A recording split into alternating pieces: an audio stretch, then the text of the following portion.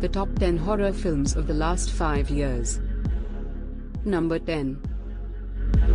Psycho, Alfred Hitchcock's classic, was highly controversial at its debut. The story, about a lonely motel owner who had a tendency to kill his customers, dealt with gender dysmorphia, dissociative identity disorder, and the first toilet on American screens.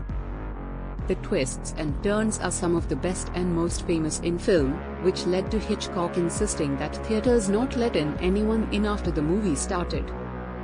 Psycho isn't just one of the greatest pieces of horror ever made, it's the film that defined the modern conception of showtimes in the US. Number 9.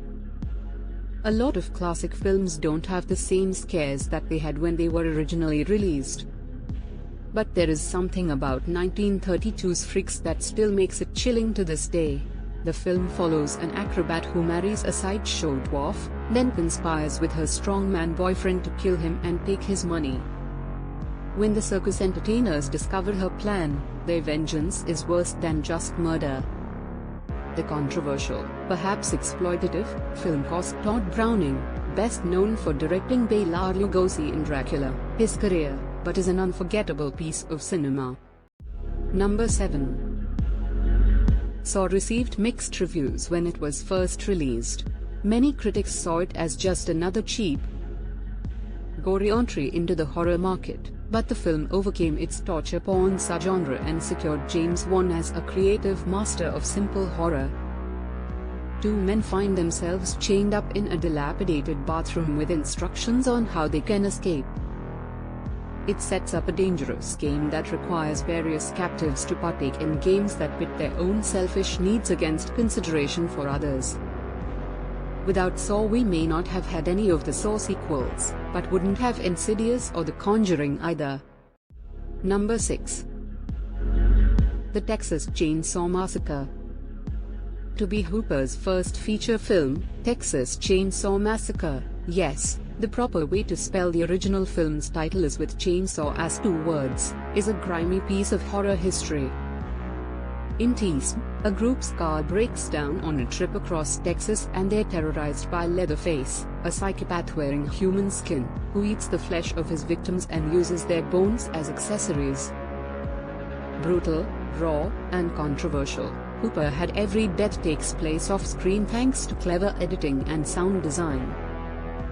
But the sheer off-puttingness of the film's powerful sense of dread and place secured it an R rating anyways. We totally understand. Number 5.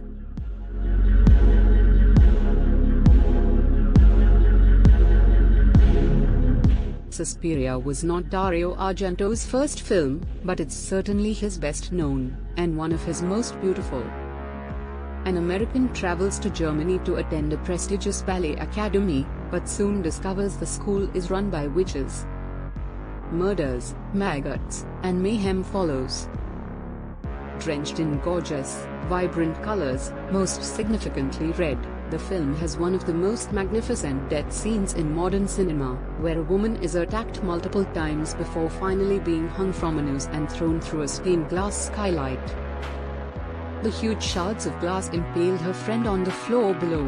Visually stunning gore. With a score by Italian band Goblin, Suspiria is a pulsating, haunting, insane piece of filmmaking. Number 4. The Exorcist. The Exorcist is considered by many to be the scariest film ever made. Based on William Peter Blatty's novel of the same name, the film follows a possessed child, and the dual priest team sent to exorcise her. The film received 10 Academy Award nominations, including Best Picture, marking it as the first, and still one of the few, horror films to be nominated for Best Picture. The intense acting and terrifying special effects created such an effective film that the production itself was rumored to be cursed. Nearly everyone associated with the film was injured, fell ill, or suffered a death in the family, and the whole set almost burned to the ground. Where'd we leave the holy water? Number 3. Night of the Living Dead. The film that launched the modern zombie genre never calls its undead zombies. In his script, George Romero referred to them as ghouls. Romero raised $6,000 to shoot his first feature film, and one that would forever change the horror landscape. The plot is very simple. A pair of siblings are visiting their father's grave when they are set upon by those that should be dead. They seek shelter with a group of survivors in an old farmhouse to wait out the invasion. The film is often seen as being a commentary on race relations in the United States and an indictment against the Vietnam War, but like the best horror, it blends its commentary with a heaping helping of terror. Number 2. Nightmare on Elm Street. The opposite of Michael Myers in almost every way, Freddy Krueger is chatty and expressive. As the sequels go on, he gets more and more ridiculous, but in the original Nightmare on Elm Street, he was appropriately menacing with a burned visage based on cheese pizza.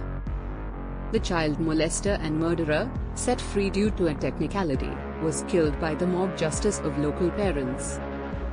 But when the undead Freddy reaches their children through dreams, continuing his rampage under cover of dark, the joke is on them. Number 1.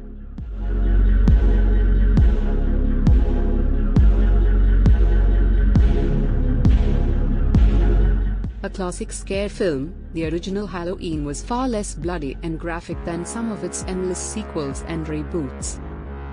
The story follows Michael Myers, who kills his parents as a child and is institutionalized. He escapes as an adult, and continues his killing spree. What makes the original Halloween scarier than its contemporaries is its blend of realism and the supernatural. Myers is undoubtedly human, yet he lacks anything that could be considered humanity. He seems unstoppable, yet his only superpower seems to be sociopathy. The expressionless mask and creepy, simple score by director John Carpenter make the already scary villain seem truly out of this world. If you new on channel, please subscribe our channel for more video and like the video. Thank you.